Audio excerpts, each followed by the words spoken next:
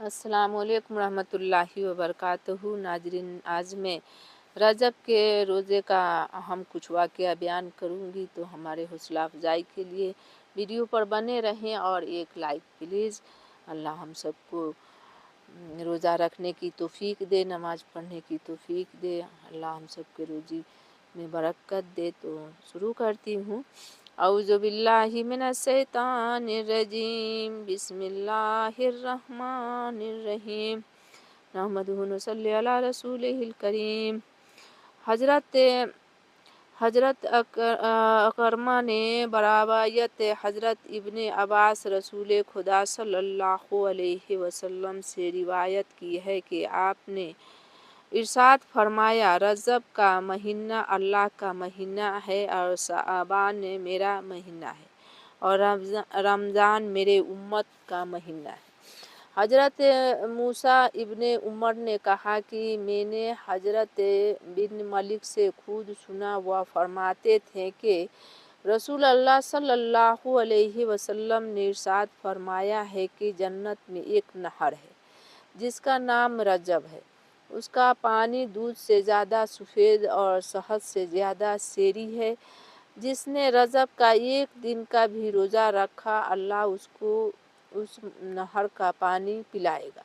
حضرت انس بن مالک سے مروی ہے کہ حضور سرور کائنات صلی اللہ علیہ وسلم نے فرمایا کہ جنت میں ایک محل ہے، اس میں صرف وہی داخل ہوگا جس نے رجب کے روزے رکھے ہیں۔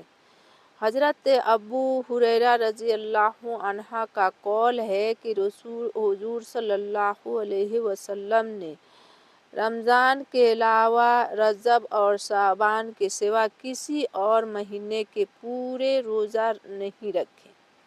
حضرت انس بن مالک فرماتے ہیں کہ حضور نے ارشاد فرمایا، جس نے ماہ حرام کے 3 دنوں کے روزے رکھے، یعنی جمعرات، جمعہ اور ہفتہ، تو اللہ تعالیٰ اس کے لیے 900 سال کی عبادت لکھے۔ بعض اصحاب کا مقول ہے کہ رجب کا مہینہ ظلم چھوڑنے کے لیے، ماہ شعبان اعمال دین کے عہد کے لیے اور رمضان کا مہینہ صدق و صفا کے لیے ہے۔ رجب توبہ کا مہینہ ہے، شعبان محبت کا، رمضان قرب الہی کا۔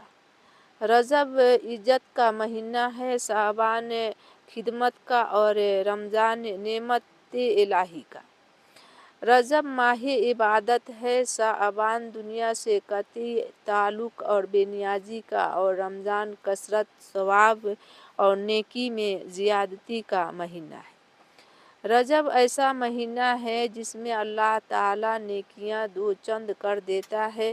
شعبان کے مہینے میں اللہ تعالیٰ برائیوں کو دور کر دیتا ہے اور رمضان عطا اعزاز کا مہینہ ہے۔ رجب نیکیوں میں سب سے آگے بڑھ جانے والے کا مہینہ ہے۔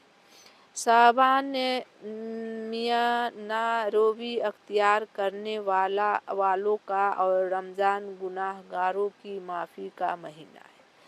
حضرت ذوالنون مصری نے فرمایا کہ رجب آفتوں کو ترک کرنے کے لیے، شعبان عبادت کرنے کے لیے اور رمضان کے کرامتوں کی عطا کا انتظار کرنے کے لیے ہے۔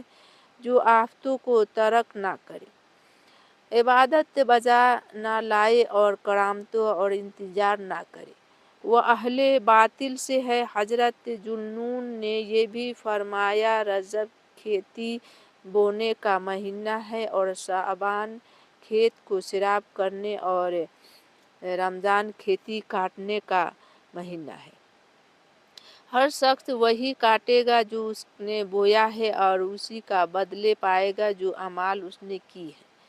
پس وہ جس نے کھیتی بوئی نہیں، وہ کاٹتے وقت شرمسار ہوگا اور اسی کے ساتھ اس کا انجام ہوگا۔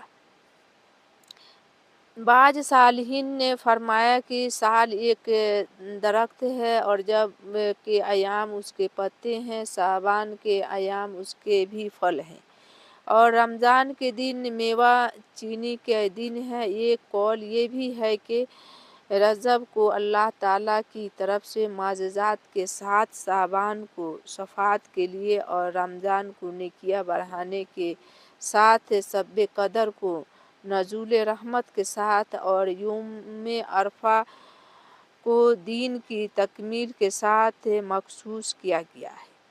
اللہ تعالیٰ کا ارشاد ہے، الیوم اکملت لکم دینکم، آج میں نے تمہارا دین مکمل کر دیا۔ یہ آیت یوم عرفہ میں نازل ہوئی تھی۔ اس طرح جمعہ کا دن دعاؤں کے مقبول ہونے کے لیے اور یوم عید کو آتش دوزخ سے رستگاری کے لیے اور مومنوں کی غیرضمی غلامی سے آزاد کرنے کے لیے مخصوص کر دیے گئے ہیں۔ مازنی حضرت امام حسین کا قول نقل کیا ہے کہ آپ نے فرمایا کہ رجب کے روزے رکھا کرو، کیونکہ رجب کے روزے بارگاہ الہی کی طرف سے ایک توبہ ہے۔ نازل کروہ حضرت سلمان فارسی سے مروی ہے کہ میں نے رسول اللہ صلی اللہ علیہ وسلم سے سنا کہ آپ نے ارشاد فرمایا کہ جس نے رجب کا ایک روزہ رکھا گویا اس نے 1000 برس کے روزے رکھے اور 1000 غلام آزاد کیے، اور جس نے ماہ رجب میں کچھ بھی خیرات کی اس نے گویا 1000 دینار خیرات کیے۔